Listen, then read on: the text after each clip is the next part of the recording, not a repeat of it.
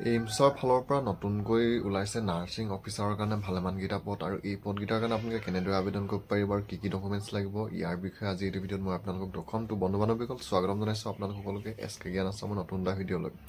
তো পদকেইটা ওলাইছে আপোনালোকৰ এইমছ নাৰ্ছিং অফিচাৰৰ ফালৰ পৰা আৰু NORCET কাৰণে ওলাইছে 8টা পদ আৰু এই পদকেইটা আপোনালোকৰ অনলাইন আবেদন কৰা লাষ্ট ডেট হৈছে 17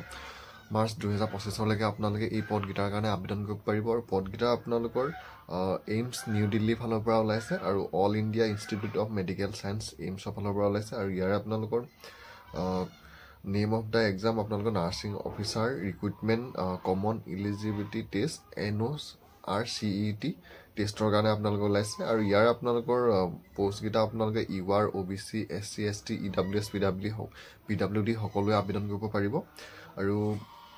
ইয়াৰে আপোনালোকৰ দৰমহাটো থাকিব 93 দৰমহাত থাকিব আপোনালোকৰ প্ৰথম ষ্টাৰ্টিংটো হ'ব আপোনালোকৰ 9,300 টকাৰ পৰা 34,800 টকা পৰ্যন্ত আৰু গেট পে থাকিব 4,600 টকা আৰু বয়সৰ ক্ষেত্ৰত আপোনালোকে 18 পৰা 30 বছৰলৈকে আবেদন কৰিব পাৰিব যদিহে SC বা ST হয় 5 বছৰ বেছি হ'লেও পাৰিব আৰু OBC MOBC সকলে 3 বছৰ বেছি হ'লেও পাৰিব আৰু PWD সকলে 10 বছৰ বেছি হ'লেও আবেদন কৰিব পাৰিব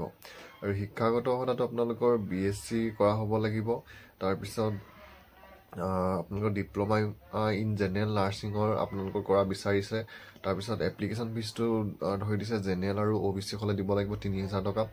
SC ST EWS সকলে দিব লাগিব 2,400 টকা আৰু PWD সকলে দিব নালাগে